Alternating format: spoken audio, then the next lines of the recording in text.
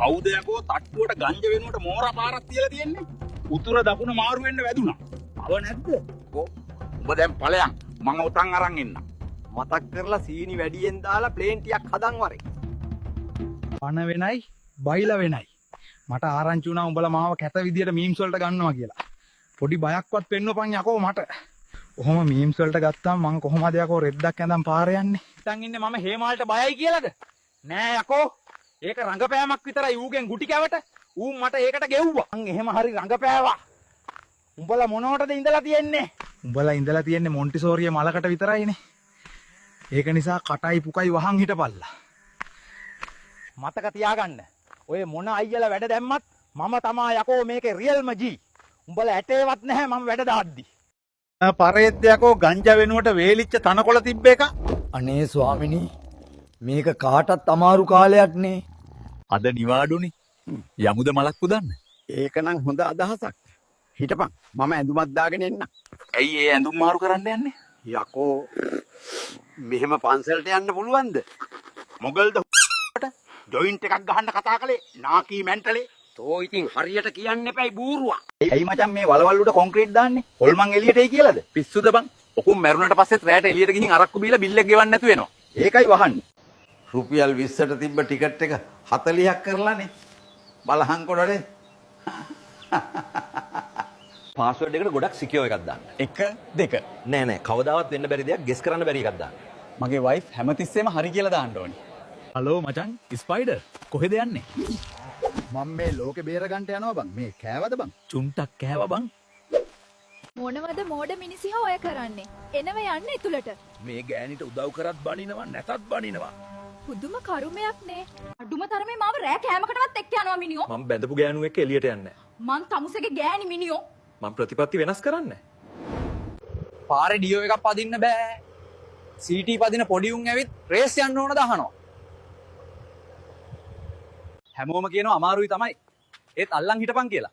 අනේ මට නම් බෑ තවත් අල්ලන් ඉන්න. මං යනවා ලැට් එකට. පුතා මට පොල් තෙල් කාලක් දියම් බං. මේක හાર્ඩ්වෙයාර් එකක් නේ. අපි ළඟ තියෙන ගල් වැලි සිමෙන්ති ඕවා. එහෙනම් මට ගල් කාලක් දියම් බං. හෙන ගේමක් දීලා ඉලෝන් අයියාගේ ස්පේස් ෂිප් එක නැගලා අගහරු වලට එද්දි මේ මාතර කැරියා මේකේ උඩත් බත් කඩයක් දාලා. මහත්තයා සල්ලි හොයන්න අපි මොනවද කරන්න ඕනේ?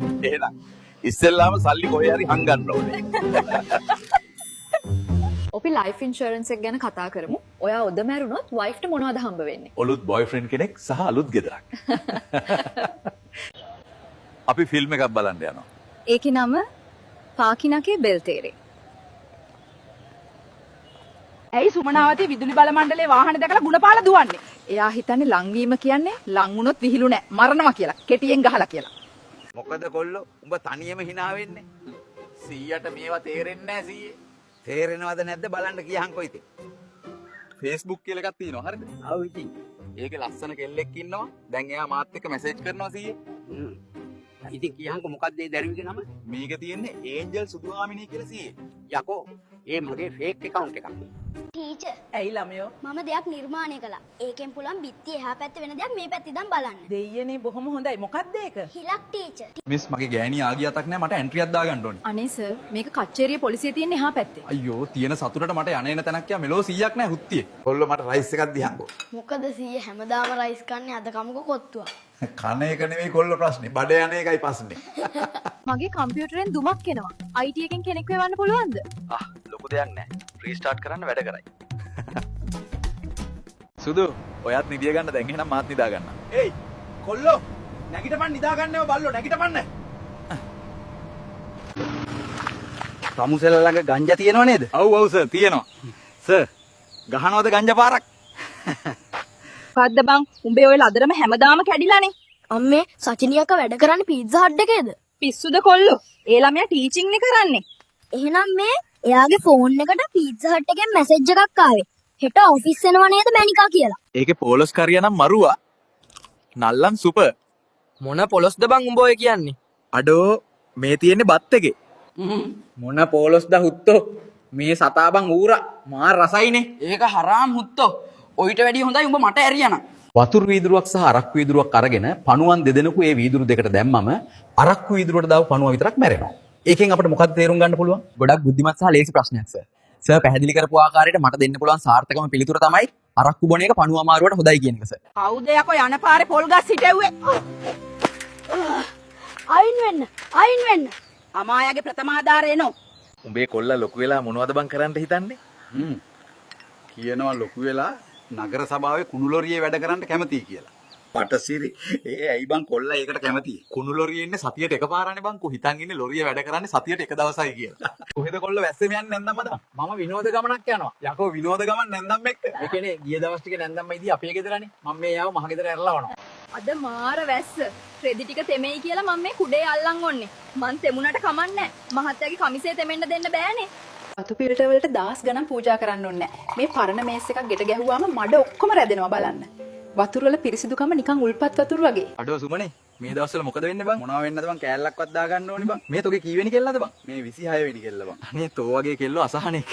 සර් පොඩි හදිසියකට මට හෙට නිවාඩු ගන්න ඕන උසාවිය යන්න. හෙට තමුසෙට පිස්සුද? මෙහෙ වැඩ ගොඩ ගැහිලා. ඇයි උසාවිය යන්නේ තමුසේ නඩුව අහන්නද? අපෝ නෑ සර්. කලින් නිවාඩු නැහැ කියපු බොසාගේ දත් ටිකක් කැඩුව එකේ නඩුව. අනේ හිමිට වැඩ කරන් එන්න මල්ලි. සුදු නෝනා මං හෙටත් කපනවා තනීර. කැපුවොත් තනීර කපනවා මම තොගේ 3.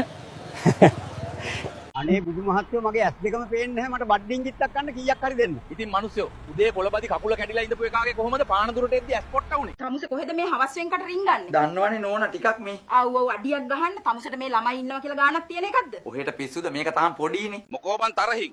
මිනිහෙක් වුණාම මොලේ කල්පනා කරන්න එපයි බං. ඉතින් මොකද්ද වෙලා තියෙන්නේ? බලපංකෝ. එහා ගෙදර නිමල් මගේ ගෑණි එක්ක පැනලා ගිහින්.